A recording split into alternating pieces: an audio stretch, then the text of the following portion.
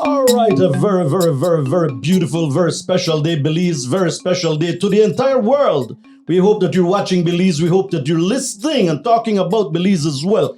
Today we have a very, very interesting program. We have a young man that we've brought into studios. We're very happy to expose the talented young people in our country as well. His name is Shawn, and he's very outgoing. He's a very friendly young man. He has an associate's degree in tourism management that he got at the Sacred Heart Junior College. It's a college here in San Ignacio town, Belize. And he works as well with his dad at the Belize Zoo. That's also a one-of-its-kind project as well throughout the world, because we're going to be talking more about that, but it's a special place for sure. The young man as well has worked in other projects too, like the Belize Harpy Eagle Conservation Program. Again, remember the Harpy Eagle, the biggest eagle in the world. We do have them in Belize. Something happened to them. Their numbers diminished, but again, we're going to be talking about those things. And as well, the Tapir Conservation Program, which is also very interesting because the tapir is the national animal of Belize. And not only that, but it's an animal that has been being hurt by vehicles as well on the highways, and we're trying our best. Our organizations are trying their best to protect this creature. It's a lovely, lovely creature of about 660 pounds approximately. And again, Shawn is also an avid birder. He's an avid birder, which I like because I love birds myself. And you know that birding is one of the world's greatest pastimes. It's growing. Millions of people are becoming birders all around the world. Well, Belize has approximately 700 species of birds, and people come from all around the world to see specific species that are endangered throughout the world, and as well the ones that we have here that other parts of the world don't have. All right, so again, our friend Shawn is an avid traveler. You cannot do work like this and not travel. This man loves to travel. Good afternoon, Shawn. How you doing, Papa? Good afternoon, Mr. Javier. How are you doing? Man, good to have you in studios. And, thank you. If you notice, I had a lot of good things to say about you. I hope I could keep up with that. Oh, I'm very sure you're a very respected young man. A lot of people have recognized the work that you do. Thank you. And whenever a young man like you comes into a studio like this and has a conversation with me, I must say there's a lot of admiration because you are the future of this country. Well, I try my best. Found what I like, and I try to stick with it. Mm-hmm. Belize needs you, and that's definitely something I want you to know. All right. But before we continue, Shawn, tell us, who is Shawn? So my name is Zhawn Poot. I'm from San Ignacio, born and raised. I'm 24 years old, and I got introduced to conservation at a very early age, thanks to my dad. My dad's been working at the zoo for my entire life. He's been there for 24, going for 25 years. That's Celso, right? Yes, sir. Yeah, he began the zoo. The man that took over, he's actually out studying. He's doing his PhD in interdisciplinary ecology in University of Florida. It's one of the few times I actually get to say it right, because I always have to ask him, "What are you doing, Dad? Yeah, What's your major?" So will the son follow the footsteps, or hopefully eventually with more work, more growing up, more coming into play, I can eventually go out and start studying some more. Yeah, so you're telling me that your dad is the stimulus. He was what caused you to be who you are today, or to open the interest of conservation. Is that what you're saying? Yes, sir. That's what I'm saying. He is probably the backbone for me wanting to go into conservation. And then at a very early age, he prompted me to start learning, start reading. And one of the other influences I had is when I was younger, I had the opportunity to meet the late, great Steve Irwin when he came to Belize. Yeah, that's good day, mate. Yep. The guy from That's Australia. him right there. Yeah. And when I met him, I realized, these two men are the reason I want to get into what I want to get into. And as I became a teenager, I started doing summer jobs over at the zoo. And I used to listen to some of the people coming in and talking about the animals. And I was like, I kind of want to do that too. Very good. I love that. How old are you today? I'm 24. You're a young boy. Yes, young sir. man. Let's get specific now. At what age did you begin to want to learn about conservation?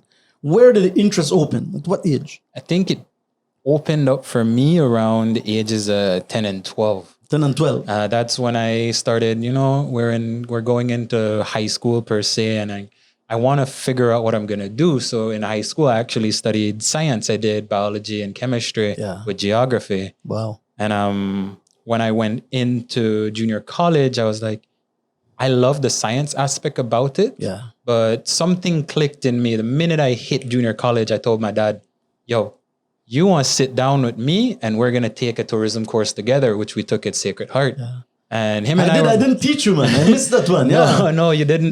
We had Mr. Andy Bahador as our teacher. Correct. A friend of mine. Yeah. And so he took the course with you. Continue. He took the course with me and he gave me competition. And he outdid me in all exams except for one, and that was the Maya World. So you're better on archaeology than he is. Because he's a very busy man. I'll give him that. He works. That's all he does. Yeah. And so, he comes into these exams. I look at him. He studies like a little bit. I'm like, all right, well, does better than me any day. And hopefully someday my kid can be like, yeah, my pa do better than me too. Yeah. Is there any justification to loving the sciences and then picking up something like tourism management? One of the reasons I picked it up was, like I said, I used to see people going into the zoo and talking about the animals. And it kind of drove me to want to educate people. Good. I wanted to be an ambassador for my country more than just someone going out and pointing out like, this is a tapir, this is a toucan, this is a jaguar. I wanted to educate people, tell them tapir is one of the largest land mammals in Central America. Tell people that keelbill toucans, as beautiful as they are, they're actually carnivorous. Yeah, carnivorous, aren't they? Those buggers, man. And then tell people that jaguars are one of the largest cats in the world, has the largest brain to body mass ratio, and then they can kill you in 1 pound. Because what they do is go straight for the head. They don't go for the nape of the neck or anything else. Correct. So I wanted to educate people, not only I wanted to teach them, and I wanted them to go back home with remembering at least one thing from my tour. Yeah. So you became an ambassador, as you said, but you were also a steward. Yeah. Because you taught people, but you also guided people, because you became a tour guide too, right? Yeah, I became a tour guide at the age of 17. And I didn't teach you either, man. I became a tour guide at the age of 17. And first thing I did, sat at the ferry at Shenantonich with some of the guides from there. And I'd ask them, yo, can I follow you guys up? Can I learn? And that's how I picked up on archaeology. When it came to the science aspect, I learned from my dad over the years. I learned from people who worked at the zoo. I worked with all these different companies where I enjoy learning from people who are great at what they do. I won't say good, because good don't understatement. Yeah. Well, again, I'm not going to toot your horn, but your beginnings, you come from a very humble family. As I know you, I know your entire family. Yes, sir. And to see what you are becoming, Shawn, it's very admirable. And I must encourage you to continue for the sake of our country, for the sake of Belize, man. Everything you do, make sure you keep Belize in your heart. Always. Thank you. Yeah. And so tell me, what's the first project? When the ball began to roll. What's the first little project that you ever did in the field of conservation? So the first project I ever did wasn't with my dad. It wasn't with the zoo. It was actually, I helped a student from the University of Tennessee. She was studying carnivores in Chiquibo Forest Reserve. And as we all know, that's one of the more pristine and more protected reserves that we have in the country. So you went to the jungle? I lived out there for a couple of months, for 2 years. And that was your first project? That was one of the first projects I ever worked on. Did you know the jungle? I did not. I learned it after that. Yeah, but what made you want to go? This is dangerous, you know it now. I knew it was dangerous going in. We lived at Las Cuevas Field Station. Oh, man, yeah, that's okay. We lived out there, and it was only about 8 of us who lived on property for majority of the time. They do get student groups to go out there, because we all know Las Cuevas, the caves, it's an archaeological site. You have all these different places you can visit, different hikes, different stuff you can do out there. But we were basically driving around a 500 square mile block that we had to study. And we had about 54 different study sites. And we saw everything from jaguars, pumas, margays, ocelots getting run up a tree by a herd of peccaries. That's probably one of my fondest memories from out there. Those buggers, they are dangerous, aren't they? They are. They don't leave. No. So what happened was we were running our transects and we were running them along the cardinal points, 17.8 meters each distance. And we heard something kind of give out like a little grunt. And we heard, and I was like, I looked at her, I'm like, hello, monkey? She's like, I don't know. She walks away and she's like, Zhawn. I'm like, yes. She's like, climb that tree right beside you. And there's a fallen tree up about 6 feet. Climb up, and within an instant, we had about 30 peccaries just running our entire transect. I was like, first thing went through my mind, I was like, I'm glad we're done with the transect and don't have to do it after this. Yeah. But it was my first day in the field too. How do you get rid of them? We didn't. We just sat there for about the better part of an hour. Yeah, I know. And just had them run around, do what they did. What we found interesting was they were more interested in our scent rather than our stuff, because we had our bags, we had our food, we have everything on the ground beside the ATV, and they're running our line transects because they're like, where are these people? What is this scent that I'm picking up? They can be dangerous. They can. For hunters, they know not to have their dogs go after them if it's a huge herd, because your dogs may get bitten up. That leading male. And even jaguars, they know better. If they're gonna pick one off, they know they need to pick the one that's really, really straying. Yeah, correct. Yeah. All right, Zhawn. Any fears? I mean, going into the jungle. How old were you then? I was 18. You were 18. You were 18, a kid. 19. Yeah. Going into jungles, not knowing anything much about the jungle is a big chance you take. I was in the military. I know what it is to be in those jungles there and not knowing anything much. When they break you into those jungles, it can be very dangerous. They have to teach you. Well, what were your fears? My fear was I could if I couldn't keep up, because we were doing 12-kilometer hikes a day. You mean you were not afraid of snakes or anything? You were afraid to not being able to keep up? Yeah, 60-pound packs on your back. You were made to be a conservation man. You were made to be the Steve Irwin or the Celso, you're that's who you're made to be. I was more afraid of not being able to keep up, not being able to do my work. I was like, I remember the first week I was so sore. We had to take a day off, and my boss Lauren came up to me and she's like, "You good?" I'm like, "Give me a minute.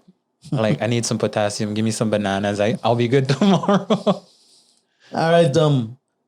Your fear was strange to not being able to keep up versus the creatures and the plants that can hurt you and things like those. But it comes with the territory and the upbringing. That's it. It's in your heart, brother. Yeah. It's in your mind.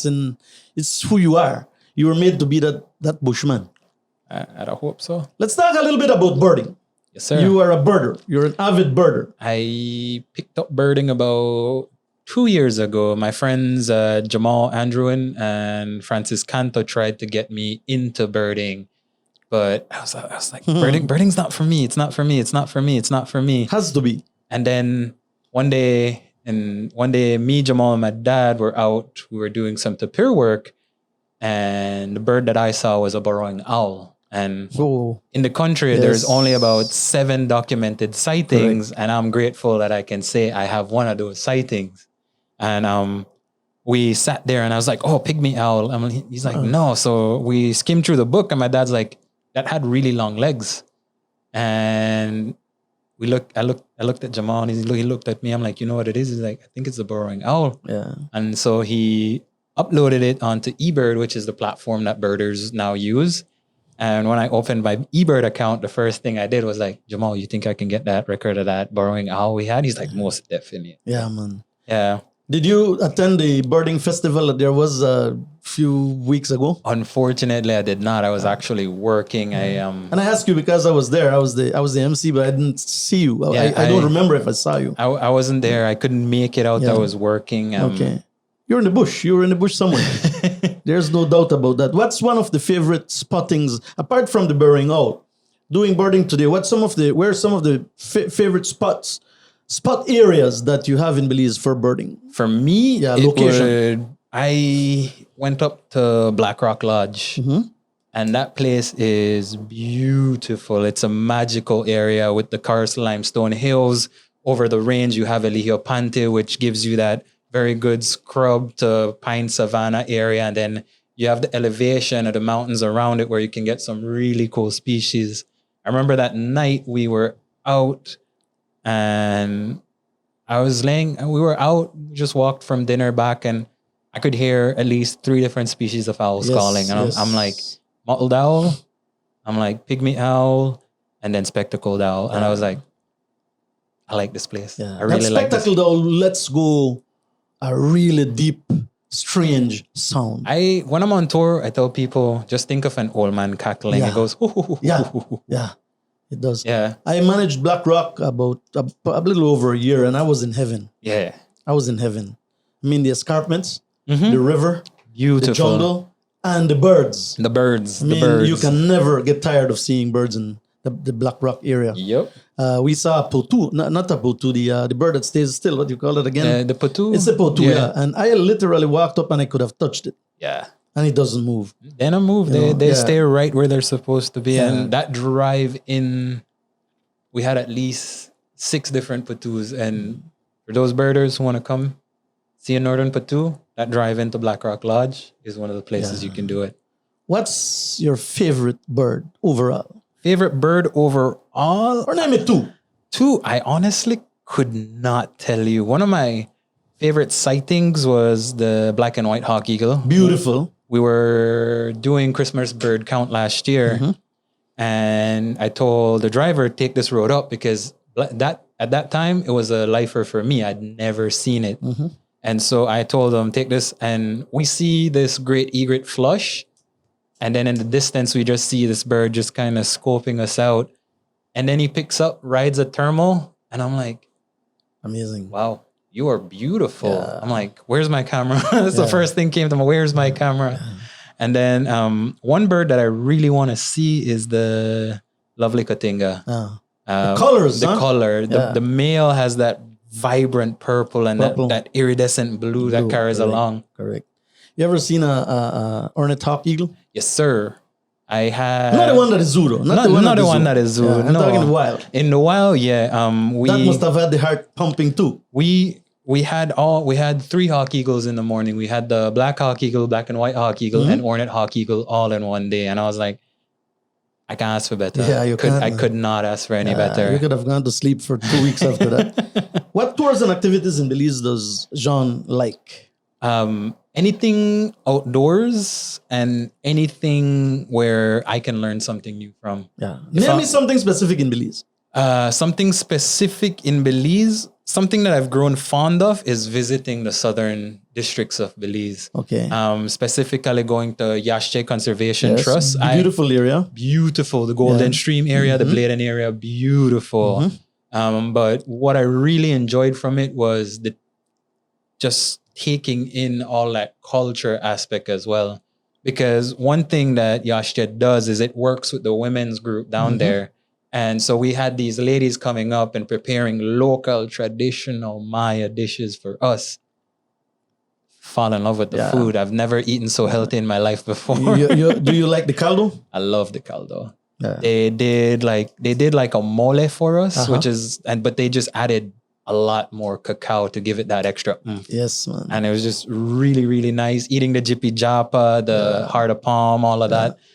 Beautiful. And the East Indian women cook that hearts of palm the best to me. to you, Yeah, well, my taste, I my mean, taste. your taste. Yeah. I love the food because we went into PG. Yeah. And- And PG is Punta Gorda Yeah, for we the were- world to know. For the world to know, Yeah. Punta Gorda, the most southern town in the country. Yeah, correct.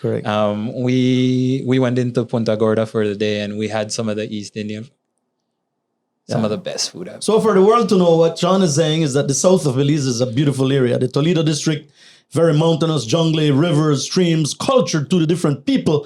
So for people that want to travel to Belize, Belize has so much, right, Zhawn? Yes, sir. It has so much. It's So not only much to Cayo offer. or the north of Belize.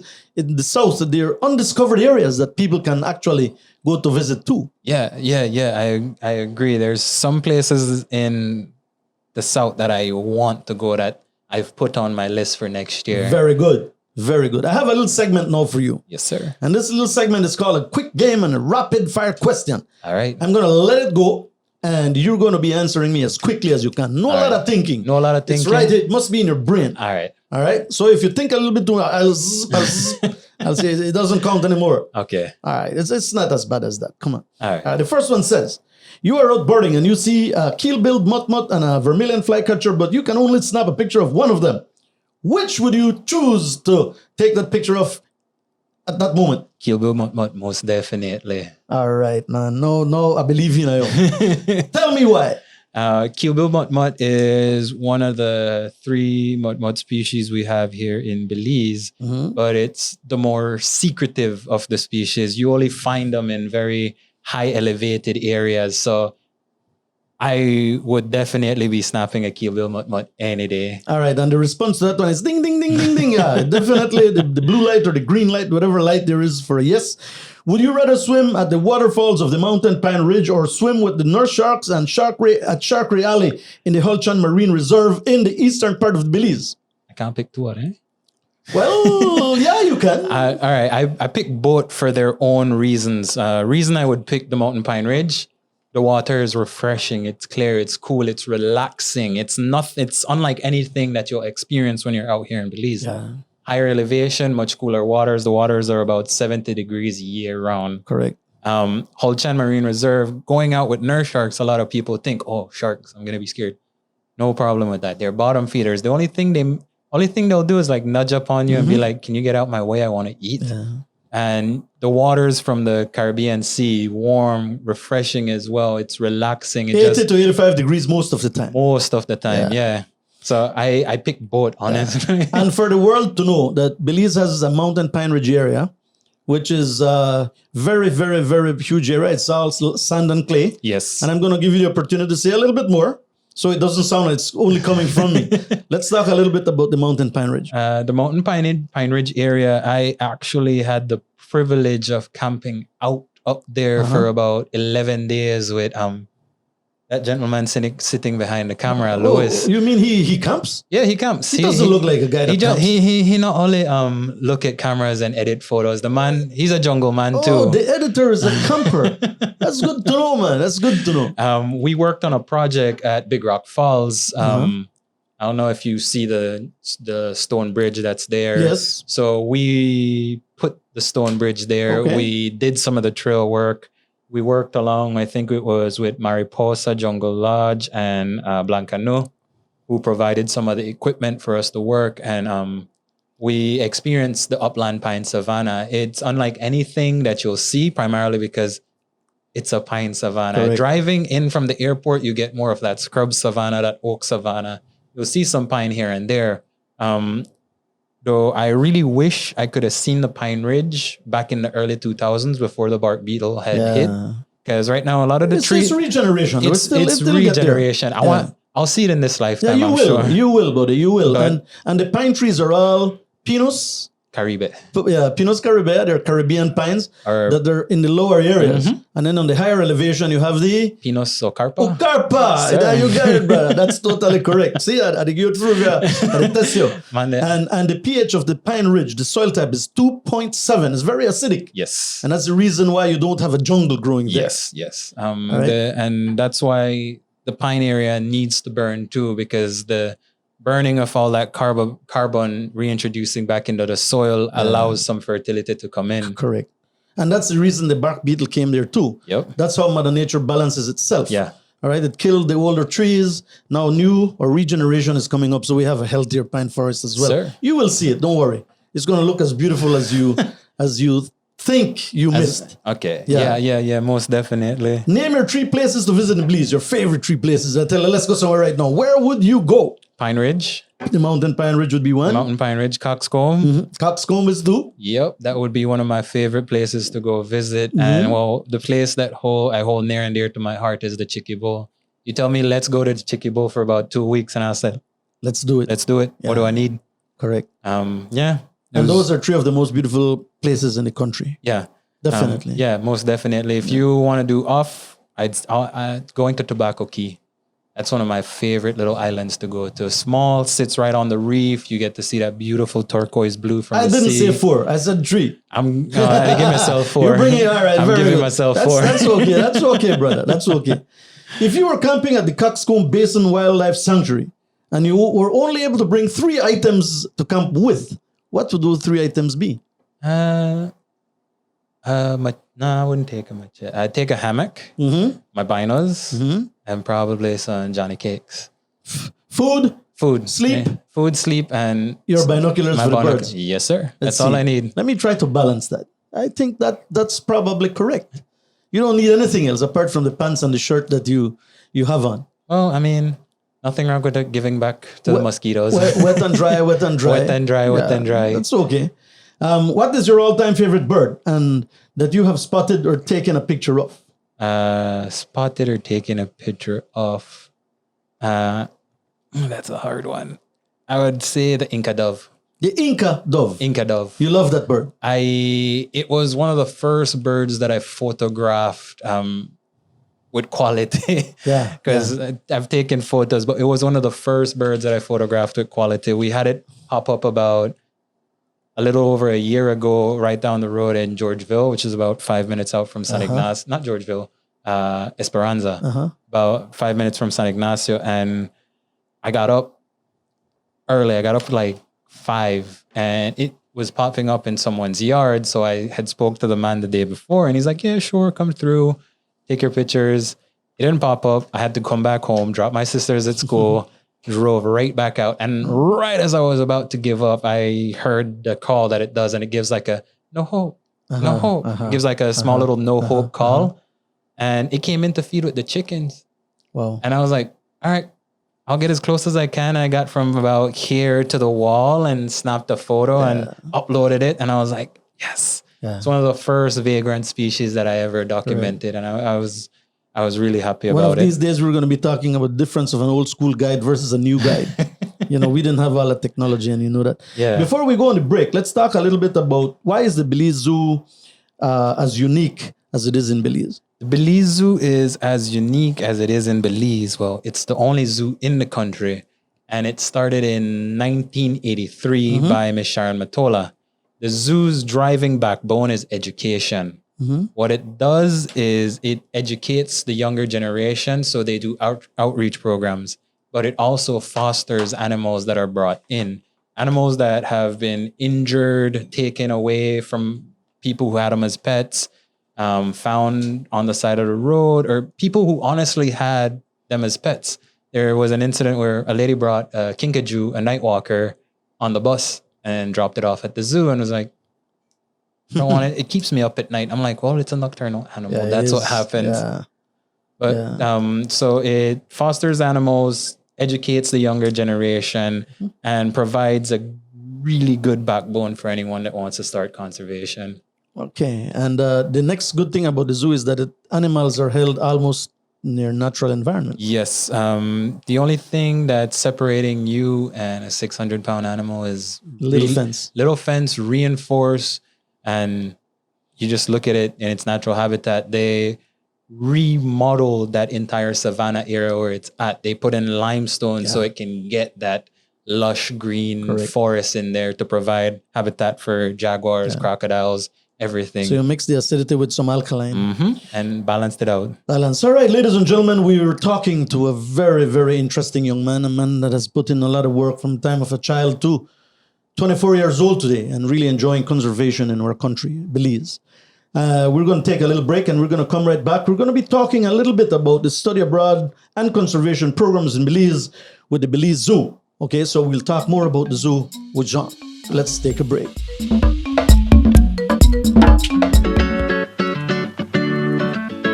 We are so excited to introduce Belize Ground Shuttle, the newest shuttle service operating daily between San Ignacio and the International Airport.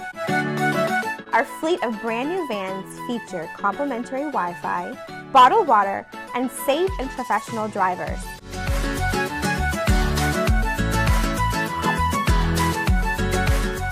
Book now on Belizeing.com. We'll save a seat for you. All right, we're back again with Zhawn. we're going to be talking a little bit. You don't work for the Belize Zoo. I do not. My dad does. Your but dad does, but you know a lot about the zoo because your dad works you for free. Sometimes. You need to collect some money. I still live on the house, so I'll give him that. All right. So whatever you do, you're happy doing for I'm your happy dad. doing it for my dad, working with the zoo. Like I said, I've been there from an early age, so it's a second home for me. I never feel like I'm working when I'm doing stuff for them or doing stuff with them. The Belize Zoo has conservation programs going on. Yes, sir.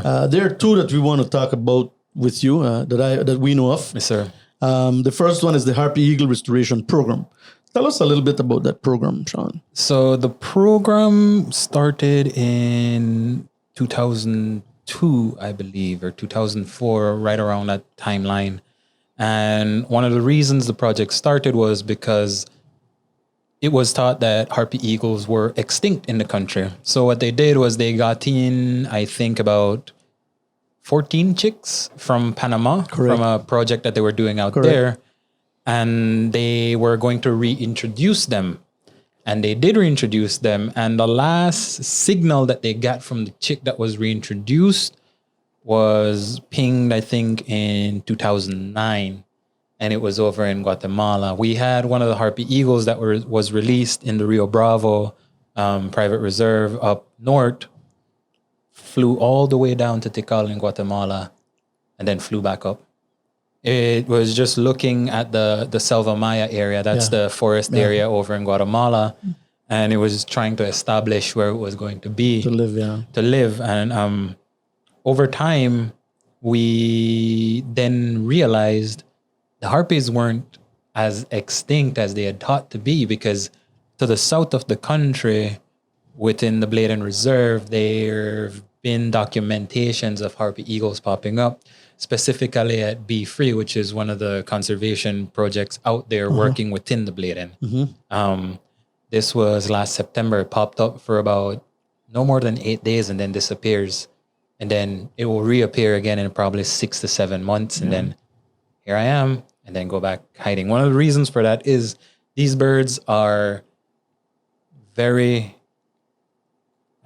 secretive with what they do, primarily because they live all the way up in the canopy cover. That's their hunting ground. That's where their nests are built. You won't ever find a harpy eagle on the ground. No, they don't. So it hunts in that mid-range forest canopy cover. So whenever it finds that territory that it likes, that's where it's going to stick around. You know, that's the amazing thing about the harpy eagles, right? That they don't soar. They don't. And their wingspan is very huge, yet they're very agile in between the trees. Yeah, wingspan, I think About 6-7 feet. 6-7 feet, but the bodies are built for that fast movement if they have to. And at the zoo, there are 2 of the chicks. Well, now they're full grown. 2 of the chicks that were reintroduced. We have Panama, who is he's the ambassador for his species at the zoo. And he's there because he's actually blind in one eye. Being a top predator like that, you need both eyes to be an efficient hunter. You don't need to be coming in for the skinkajou and hit a tree. And then we had the queen. She lives up to her name. She's very regal in her posture. You cannot be above her if you're feeding her, because she just get down. Get down. Okay. So she kept coming back to the research station. And one of the myths that people believe is that these eagles would pick up your kids and take them away, because 7-foot wingspan bird just soaring, if it's moving across, a lot of people used to think like this thing can take my kid, this thing can steal my animals. So they used to kill it on sight. And one of the reasons it was brought back to the zoo was because it was starting to go into these areas where a lot of people still believed in that folklore. And like I said, that's one of the backbones for the zoo, trying to educate the younger generation about these different folklores and telling them like, it's not necessarily like that. And this is why. Their favorite food is in Belize. It would be the howler monkey. It would be the you can go ahead. Howler monkey, I would say coatis as well, kinkajous, and small mammals. Correct. but the favorite food is the monkey. Yeah. In Costa Rica, I think it would be the three-toed sloth, right? Yeah. And probably further south, it would also be different creatures as their ecosystem exists. Yeah, but I've heard stories of the harpy eagle literally piercing man's body and damaging their kidney or their something in there. Yeah, the talons on them talons are huge. Are bigger than the claws of a bear. Yeah, they're huge. And once they're locked in, they kind of have like a deadlock, and it's hard for them to release. And then when they release back, whatever damage is done is done. It's done. Yeah, it's like it's a very, very, very powerful. It's the biggest eagle in the world, isn't it? It's one of the biggest eagles in the world. Yeah, and because they're so powerful, it's not necessarily where they strike. It's the force that they're coming in with. Bam. That does all the damage and takes out the animal that they're hunting. Is the program successful, Zhawn? The program, I believe, was successful. Like I said, there's not a lot of information on what happened to the birds after the batteries on the collars died. But from what they saw was that they expanded their range and they moved throughout the country between here and Guatemala. But we still do have some in the country. We still do have some in the country, I hope so, man. And I hope so. That's one bird. I'll believe you. That's one bird I really want to see too in the wild. Yeah. I've never seen a harpy eagle in the wild. Oh, never. Maybe we can go and look for it next year. time. I would love that. That would make my year. I mean, honestly, or maybe my decade, because it's a beautiful bird. Let's talk about the other conservation program that we know of from Belize Zoo. It's called the Belize Zoo Conservation Camp. Yes. Tell us a little bit about that. So the camp, I've been going to that camp for as long as I've been visiting the zoo. Yeah, that's ever since you were a child. That's since I was about 4 or 5 years old. Yeah. The camp is primarily for locals, and it offers a week getaway for kids between the ages of 12 to 17, right around that age where they're trying to figure out, what do I want to start doing? And we teach them everything from the scientific method. So breaking down these questions, coming up with their hypothesis, and then going out into the zoo to do like a small inquiry on an animal that they'll choose. And then we take them out hiking. We go to Runaway Creek, which is on the coastal road or coastal highway, and take them there. We talk to some of the rangers from there, the guys who look after the place, because they too work in conservation. Reynaldo Cal, he is probably one of the most all-around man that I've met. He's worked with tapirs, jaguars, he hikes, he worked on some primate projects back there. He's even into archaeology, because back there at Runaway Creek has some of the oldest glyph writings in the country. And it's depicting a jaguar walking into a cave, which the jaguar is... it's Balam. It's Balam. Going into the underworld. Going into the underworld. Let me kind of like just say what that means to the world. The picture of that jaguar walking into a cave signifies the circulation or the cycle of day and night. The sun rose in the east, and it came all the way over across the skies to the west. Yes, sir. It became the jaguar, and then it went right during the nighttime. It went into the cave and came up back as the sun, and that was the cycle of day and night. Yes, sir. And Balam was the jaguar in Maya. Yes. Yeah. So you have these glyphs on the walls. You said you have these glyphs depicting that cycle. Okay. Before we continue with the conservation camp, there's one animal that I'm very worried about in Belize. You will clarify it for me now. The spider monkey. The spider monkey, there's an increase in the population, and that's one of the projects that they did out at Runaway Creek. I'm happy to hear that. We had some primatologists come out, and they were looking at the population after I think it was yellow fever that struck both. It was in 1954. Yeah, the yellow fever had hit both population of monkeys, the howlers and spiders, but completely devastated the spider monkeys. And in that area, Actually, I was there about 2 months ago, and right as you're exiting the cave, we had a troop of 5 sitting at the entrance of the cave, just looking at us. That would be a spotting for me. Trying to figure out what we're doing. So there is a comeback. There's a slow growth, but you're starting to see it. You remember Hurricane Hattie, 1961? That Pretty also sure. damaged the black howler monkey, spider monkey population tremendously. Yeah. Just like it damaged people and houses, about 3,000 homes in the country, killed 250 people, it also damaged the black howler monkey and the spider monkey population as well. Sure. But let's go back to the conservation camp. Yeah, so the camp, it's a week long, and we try to take in as much campers as we can. And to enter, if you're a Belizean, we used to have to pay a small fee. Now it's supported by grants that the zoo has applied for. But to get in, you have to actually write an essay about a conservation problem in Belize. And we got some really good essays this year. Some of the kids from the coastal areas talking about erosion from the sand, pollution, even the gillnet problem. We had a lot of really cool, really smart, really outgoing kids coming in this year. So that was really fulfilling for me because I partially ran the camp this year. The person who was looking over, he had some other stuff he had to deal with, and he's like, "Oh, I guess you can deal with it." And I'm like, Sure. I've been going to this camp. I actually stopped being a camper at the age of 17. Normally, you can be. That's your last year. And they're like, "No, you know this thing too much, too well. You're going to be a counselor this year." I'm like, I can't complain. Very good. Now, I'm going to ask you one question. You say yes or no, and we will not discuss it, but gillnet or no gillnet? No. All right, very good.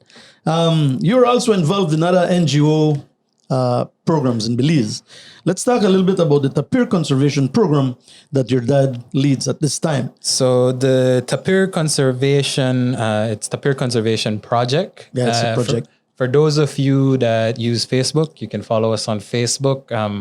The project started in the late 2000s, I think about 2008.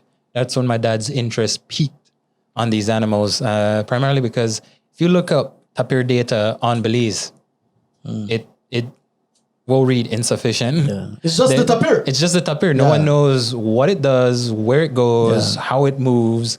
And so with all the collision happening on that Boroboom area, that stretch that connects you from the Philip Golson Highway to the George Price Highway, there's been at least 25 different road collisions with these animals since the start of the project. I've seen them. And I've seen them. I've gone out to move them.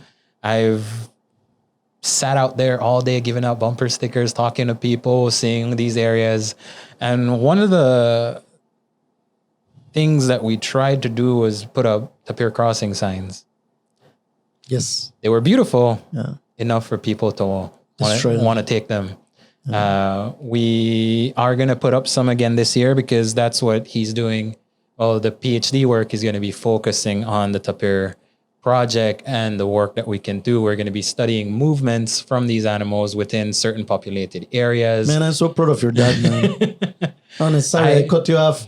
I'm so proud of your dad, brother. I honestly am too. I look at him. Man went back to school in his 30s and decided I want to do it. He got his bachelor's, then his master's, and now he's doing his PhD. I'm like, one better role model when it comes to setting your goals and wanting to achieve them. I couldn't ask for anybody better. So the tapir is the national animal of Belize. It's a 660-pound creature. It uses that area that you mentioned as a corridor. It does. From the jungle to the wetland area. From the jungle to the wetland area. But what we're realizing is that they actually can be anywhere where they want to be. There's no set habitat for a tapir. You can find them in the Pine Ridge. You can find them in the jungle. You can find them in the savannah. What they do is they move with water. Yeah. Because tapirs love water and they like to be submerged. They like to be submerged. And my dad would call them forest gardeners because water stimulates them that they poo in the water, and they're herbivores. So all the fruits, all the seeds, all the fauna that they eat, all the flora, not the fauna. They're Yeah, not, they're not carnivore. That's exactly. I was going to say, what is that a new species? Yeah. All the flora that they eat, they then release into the water, and the seeds bank in that poo. The poo acts as a fertilizer, and then we have a whole new regeneration starting. Dispersal, yeah. Correct. And so with that, we try to look at different ponds in the area. We want to look at rainy and our dry season, our wet and dry season, to see what happens, to see how the movement shifts from that dry transitioning into rain, and from that rain transitioning into the dry. Because when it's raining, you don't see them as much.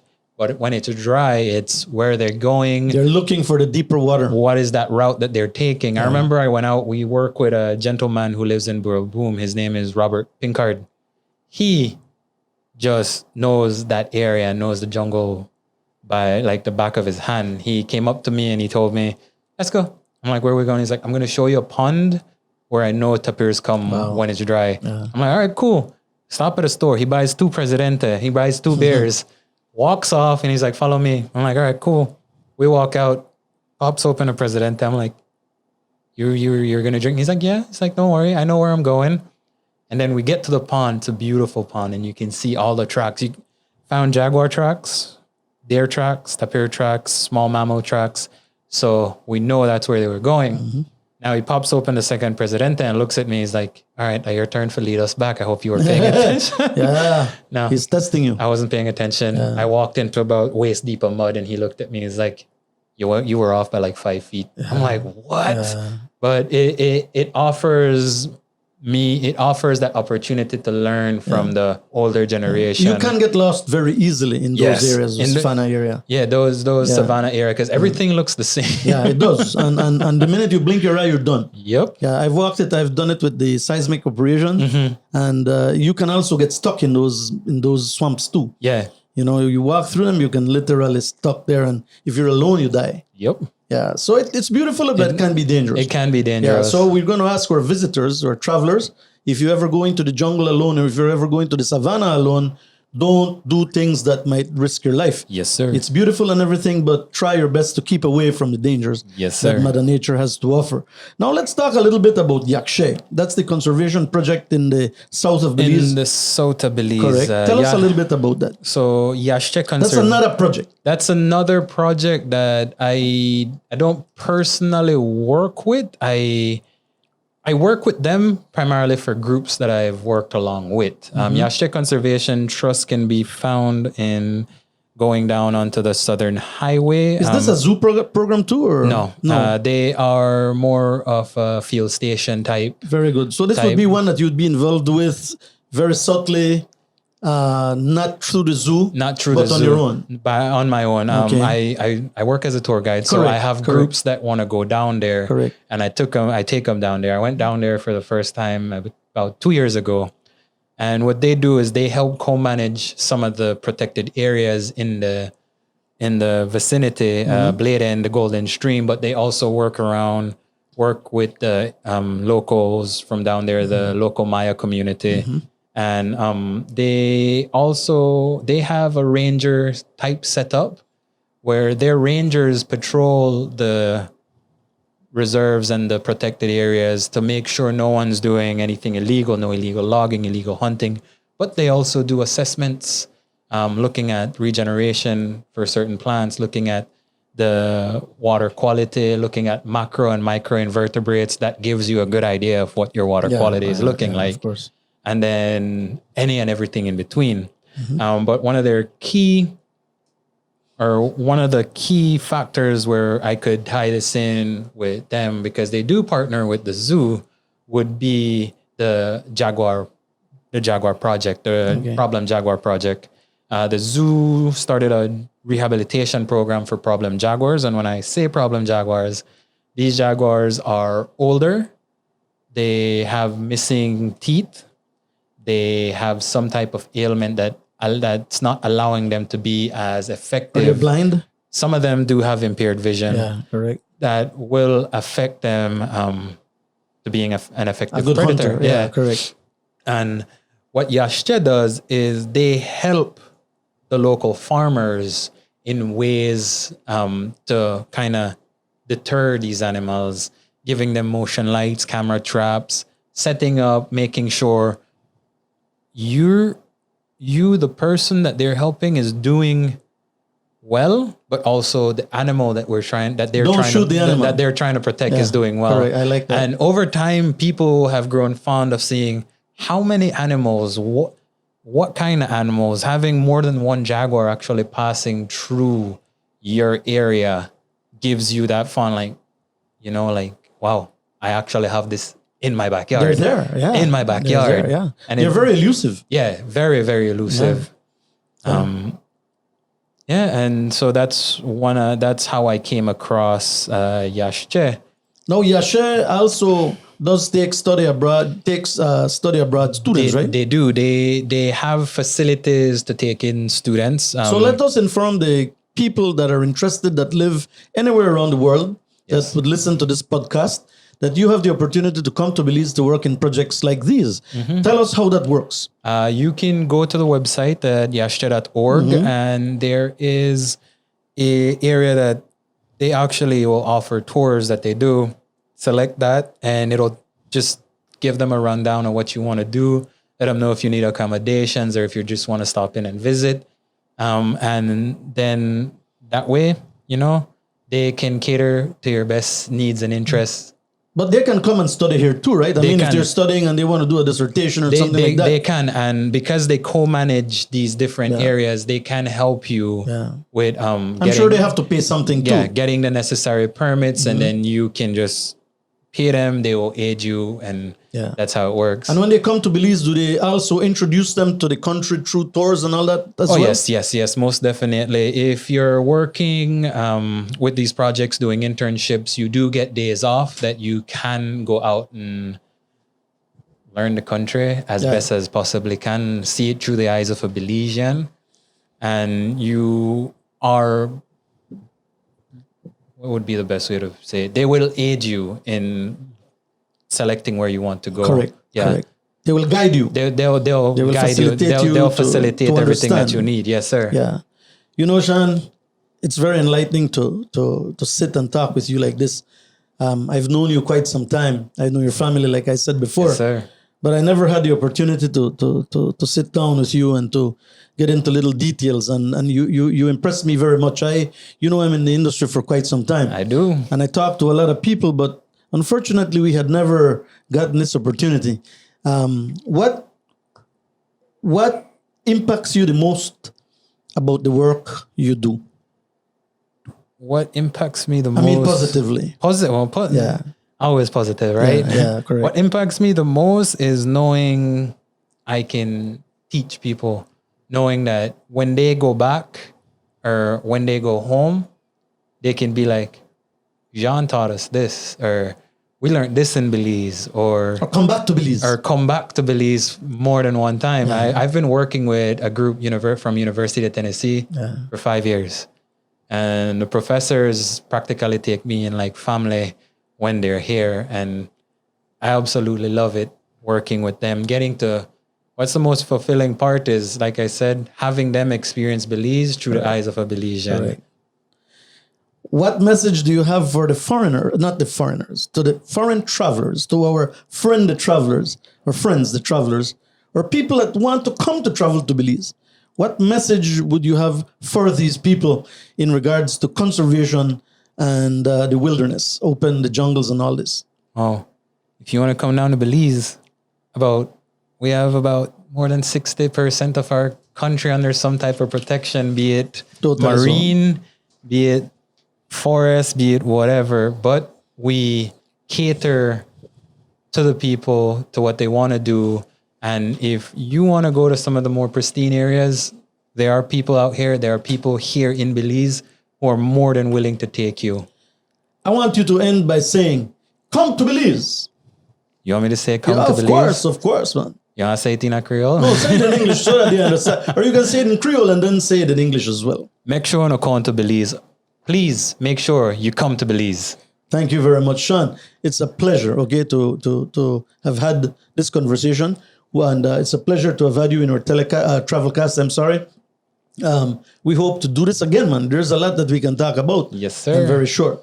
It was a pleasure getting to sit down and talk to you here too, Mr. Javier. Thank you. And ladies and gentlemen, once again, I'd like to mention that it was great pleasure to have Shawn, this young man, Belizean young man, in our studios today, talking about conservation, about Belize and the wild sides of this country.